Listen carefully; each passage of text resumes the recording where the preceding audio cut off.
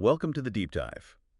Today, we're really digging into something fundamental, how we talk to each other. We've got some excerpts here from a YouTube transcript. The original is called English Podcast for Learning English, How to Talk to Anyone. That's right. And while it started maybe for English learners, the ideas in these sources, they're really universal, aren't they? About making conversations, easier, smoother, just more enjoyable for anyone. Definitely. So our mission today is to unpack those insights. Yeah. Because, let's be real, who hasn't walked away thinking, oh, why did I say that?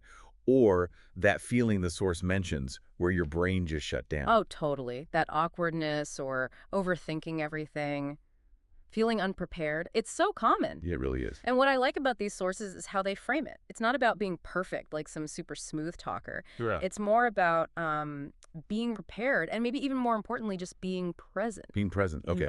So a lot of this starts inside our own heads, right? Those internal hurdles.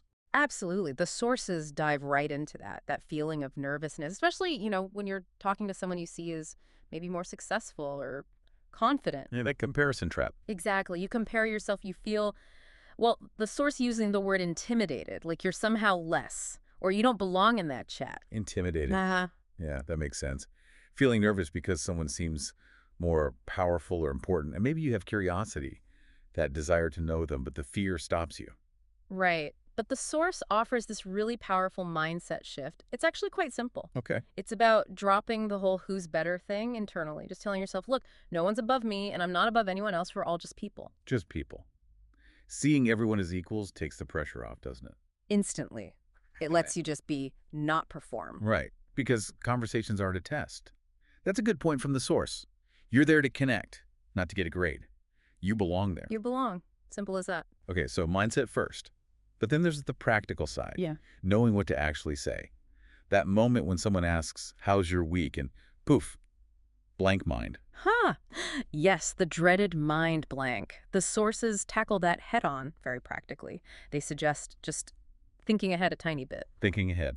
Like scripting lines. No, not scripting. More like having a few things in your mental back pocket. The sources suggest maybe quickly thinking each day or week. What did I learn? Did I try something new? Anything interesting happen? Ah, so sort of like lightweight journaling almost. Yeah. Just noticing highlights. Exactly. So when someone asks, you're not totally caught off guard, that's the phrase they use, meaning surprised or unprepared. You have something real to share. Okay, that makes sense. You have something ready, maybe a show you watched, something funny that happened. It helps you feel ready to engage, to actually take part. Precisely. Feeling prepared boosts that confidence to just jump in. Right. But what about being the one to start the conversation? Breaking the ice. The source has the nice, simple approach for that, too. Yeah, this one's great because it feels natural. It's just about noticing what's around you. And commenting on it. Yep. Like your example, wow, the line's really long today. Okay. It works because it's about the shared environment, not about you putting yourself out there immediately. It creates instant common ground. It's a low-stakes icebreaker, then. Just a simple comment or question to get things moving. Exactly. It could be anything. The weather, the Yeah. music playing, have you been here before? The source mentions even, I love your jacket, where did you get it? Simple stuff. It doesn't need to be profound. Just something to connect. Just something to kick off the conversation, as they say. To get it started. One simple line. And this leads to another really interesting point they make. That talking is actually a skill. Something you build. Yes. I love the analogy they use. It's like exercise. The more you do it, the easier it gets, the more comfortable you feel. You get stronger at it.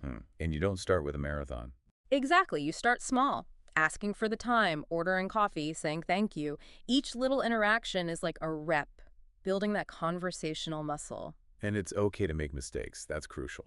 Absolutely. Mistakes are just part of learning. The key is showing up, doing those little reps. Confidence grows bit by bit. One of the biggest takeaways for me from these sources wasn't even about speaking. Let me guess. Listening. Exactly.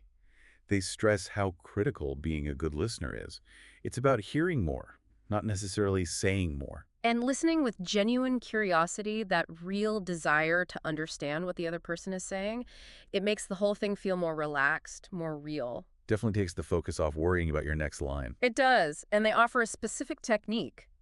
Paraphrasing. Paraphrasing. Right. That's repeating back a bit of what they said, but in your own words. Precisely. So if they say, I went hiking last weekend, you might say, oh, so you got out for a hike. It does two things, shows you are actually listening, which people appreciate, and it keeps the conversation flowing naturally. They'll likely elaborate. And as you said, it stops you second-guessing yourself so much, Yeah. you know, doubting what you just said or what you're about to say. It keeps you present. Because fundamentally, people just want to feel heard.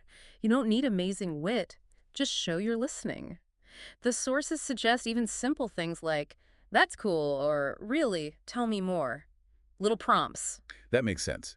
Now, the sources also touched on how conversations differ depending on who you're talking to. Right, the relationship levels. Strangers, acquaintances, friends. Strangers can be kind of exciting, they say, like a fresh start, good practice. Yeah, low stakes.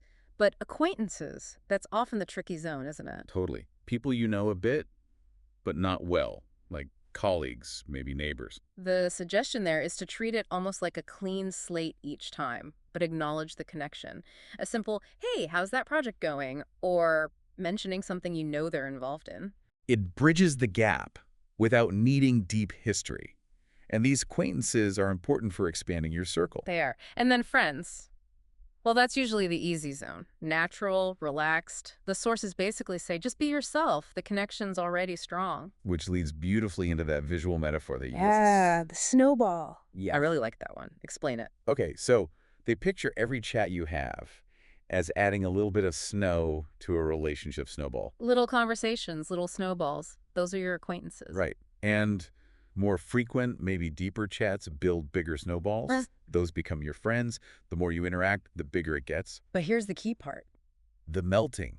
If you leave the snowball untouched for too long, the snow starts to melt. The connection weakens. So staying in touch, even just a little bit, keeps it going. A quick message, a brief check-in. Exactly. Doesn't have to be massive. Just regularly adding those small bits of snow, those little interactions, keeps the relationship solid. Every chat is progress, keeps the snowball rolling. Okay, but what about the flip side? When a conversation just isn't clicking, or you genuinely need to leave, how do you exit gracefully? Ah, the polite escape. Yes, they cover that. The advice is basically to have a couple of simple exit lines ready. Takes the awkwardness out of trying to invent one on the spot? Totally. Something like, well, I'm going to grab another drink, but it was really nice chatting. Or, I actually need to step away for a moment. Step away meaning leave briefly, but great talking with you. Yeah, having one or two of those in your back pocket means you can end things politely and confidently when you need to. Okay, so let's try and pull these threads together. What are the big takeaways from these sources? Well, number one, I'd say conversation is a skill. It gets better with practice. Right. And mindset is huge. Dropping the comparisons, seeing people as equals. Definitely. Then there's the power of listening. Truly listening, maybe using paraphrasing to show it. That seems even more important than talking perfectly. Uh-huh. And those practical tips. Having a few things ready to share so you're not caught off guard. Using your surroundings for an icebreaker. Simple things that make a big difference. It's all geared towards connection, not perfection. Being present. Being present. So here's a final thought for you. Something to mull over, drawing from these sources.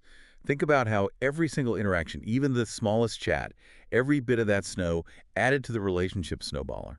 How it doesn't just build connections out there, but how it also builds your own internal confidence, your own feeling of being able to navigate the world. Each little chat shapes you too.